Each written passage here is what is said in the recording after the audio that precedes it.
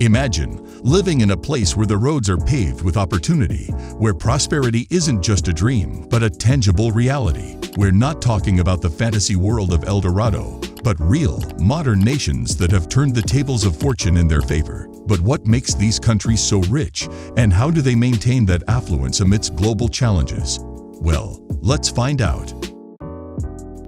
Number 7. Switzerland. Switzerland has about 8.7 million people, and they all owe most of their wealth to banking and insurance services, tourism, and the export of pharmaceutical products. Moreover, their gems, precious metals, precision instruments such as watches, and machinery such as medical apparatuses and computers have also earned them a considerable amount of wealth. According to the 2022 Global Wealth Report by Credit Suisse, Switzerland came out on top when it comes to the mean average wealth per adult at an incredible $700,000. Moreover, it has been estimated that at least one adult in 6 has assets worth more than $1 million. Number 6. United Arab Emirates. Before everything, the main economic mainstays of the Persian Gulf nation used to be agriculture, fishing, and trading pearls. However, everything changed when oil was discovered in the 1950s. Today, the United Arab Emirates' highly cosmopolitan population enjoys substantial wealth. The traditional Islamic architecture mixes with glitzy shopping centers. Moreover, the tax-free salaries and year-round sunshine lure workers to the country. In fact, it is said that only 20% of the people living in the UAE are locally born.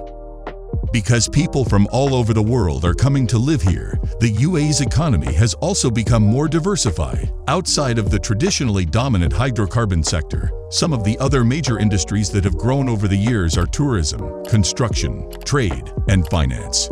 However, this doesn't mean the UAE wasn't affected by the pandemic. In fact, it is the opposite of that. For a moment during the pandemic, the UAE slipped out of the IMF's ranking of the richest countries globally. This was the first time in decades. However, fossil fuels are still being used, and the moment energy prices recovered, the UAE quickly regained its historic position as one of the richest countries. Number 5. Macau SAR.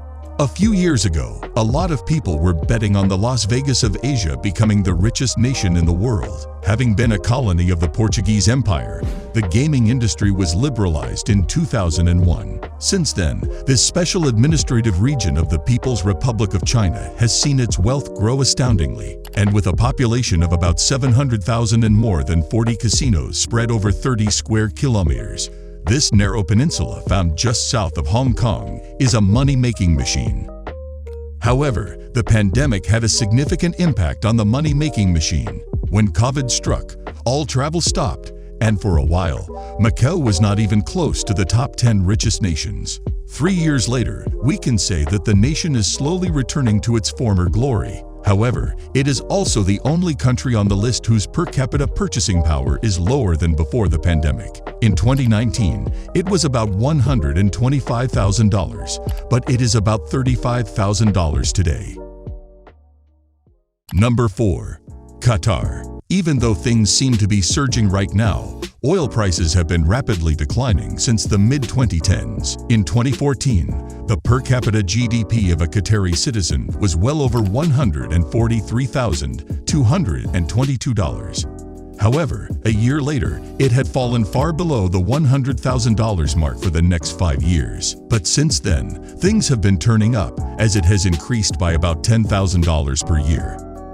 Despite all this, Qatar still has large oil, gas, and petrochemical reserves, and with a population of just under $3 million, this marvel of ultra-modern architecture, luxury shopping malls, and fine cuisine has remained among the world's richest nations for about 20 years.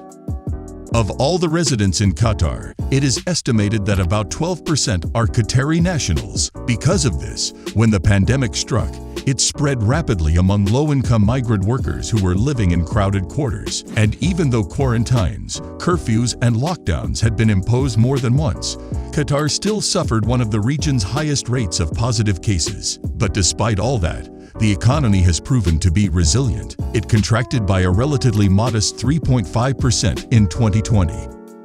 In 2021, It grew by an estimated 1.5% and by an estimated 4.2% in 2022. All this was thanks to the greater gas and oil revenues and the tourists who went to see the World Cup. Number 3. Singapore. Singapore benefits from the fact that a couple of high net worth individuals live here. The richest person in this country is the founder of the medical equipment firm Mindray, Ly Seding, who has a net worth of about $15.6 billion.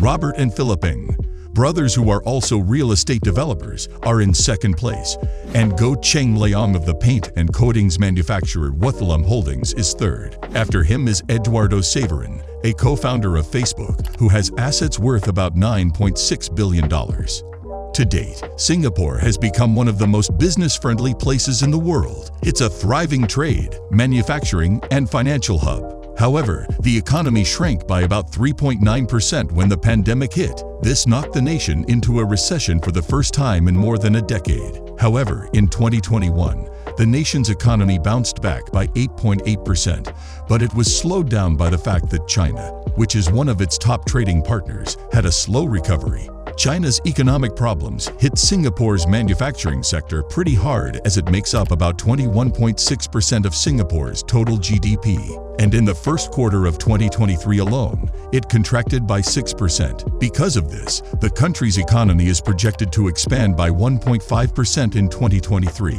Nonetheless, the country is still the third richest in the world. Number 2. Luxembourg.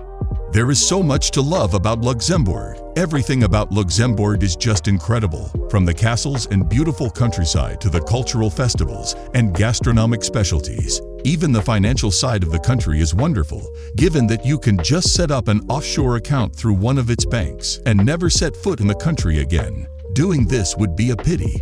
And given that the nation is set at the very heart of Europe and has a population of about 650,000, there is plenty to offer both tourists and citizens. The nation uses most of its wealth to deliver better housing, healthcare, and education to its people. And not only that, but they are known to have the highest standard of living in all of Europe. Even though the pandemic greatly affected the country, it has weathered the effects better than most of its European neighbors. The nation's economy has rebounded from 0.8% growth in 2020 to 5.1% growth in 2021. However, that rebound didn't last long because the economy only grew by about 1.5% in 2022 and probably 1.1% this year. But even though they have low economic growth, Luxembourg already topped the $100,000 mark in per capita GDP in 2014, and it has never looked back since. This makes it the second richest country in the world. Number 1. Ireland. The Republic of Ireland only has 5 million residents, but it is the richest country in the world. Needless to say, Ireland was one of the hardest hit by the 2008 financial crisis. However, after some politically difficult reform measures like deep cuts to public sector wages and restructuring its banking industry, the island nation regained its fiscal health. This also saw them boost their employment rates, and their per capita GDP grew exponentially.